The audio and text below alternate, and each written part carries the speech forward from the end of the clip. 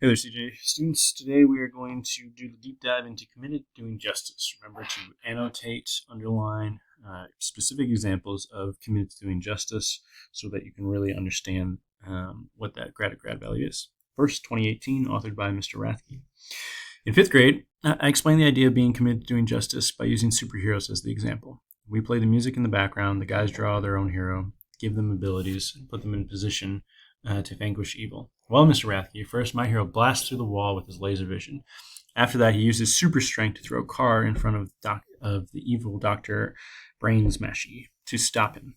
Once trapped, I use my master martial arts skills to defeat him. After I save the day, I will fly home to my mansion.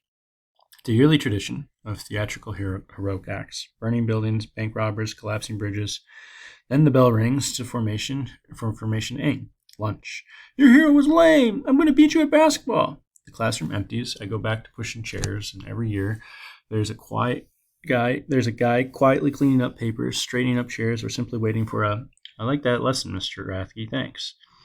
Maybe there's justice in the hallways and classrooms of a middle school.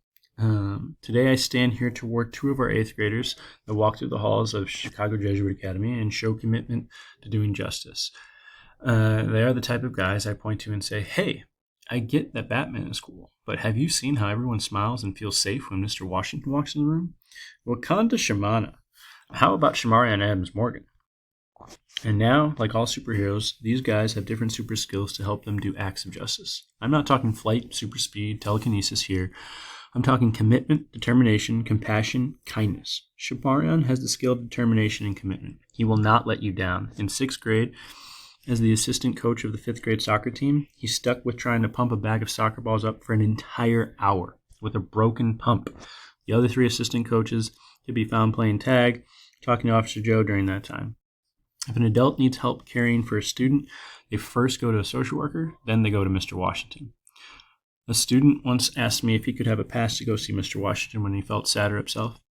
Truthfully, I was kind of jealous because I thought that sounded nice. Yvonne's loving and compassionate heart can bring healing no matter how big or how small, how young or how old.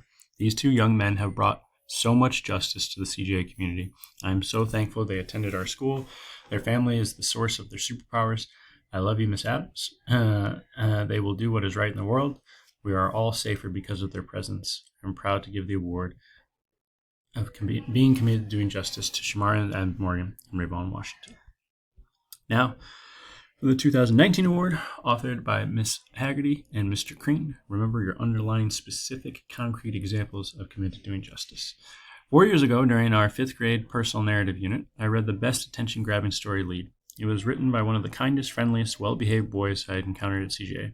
I know it's hard to believe, but Mario Hill, Jr. has been suspended. The story was about injustice. At his previous school, Mr. Hill was working on a signed partner on a dinosaur project, doing the vast majority of the work.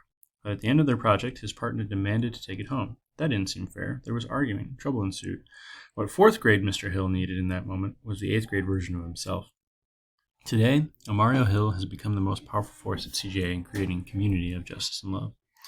His arm around a shoulder, a big vibrant smile, a pep talk for somebody who is struggling, these are acts of love. But they are also expressions of Mario's notion for justice, his belief that because you are a person, you deserve to be included in the community, welcomed no matter what, and treated with love and compassion. Mario makes sure that people get what they deserve. He believes that everyone deserves the positivity and compassion he wholeheartedly gives.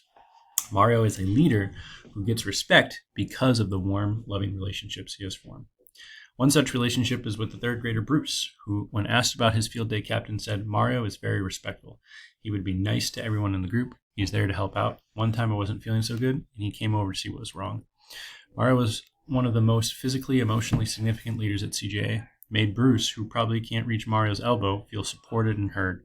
6th grader Jaden said about Mario, he's like a big brother to me. He talks to me personally, directly. If he sees us down, he'll makes jokes because he wants us to be happy. If a student is corrected at recess, Mario talks to him, listens to how he's feeling, makes sure that the student understands what to do to be a positive community member. Mario recognizes who is marginalized, lonely, cast out, seeks to understand their feelings and what he could do to include them in the loving community. Bruce, Jaden, and countless people Mario has served many more years here at CJA. That Mario is their example of what commitment to justice in the service of others looks like. Bodes well for the future of this community that Mario has shaped. It is our honor to confer the Commitment to Doing Justice Award in service of others upon Mario Hill Jr. So again, like always, you're now going to go through, look at the definitions, the basics, the strives to aspires, say what a second, third, or fourth grade might give you as an example, 7th and 8th grade, and then again, you want to come up with your personal story. So maybe it's best to start with the artifact first. What's the thing that's going to represent that story that shares where you're at with commitment to doing justice and what your definition is of that grad value. Then you talk about your strengths and areas of growth, and then finally the striving to inspire language, how it's going to help you live with God forever, which is our ultimate goal.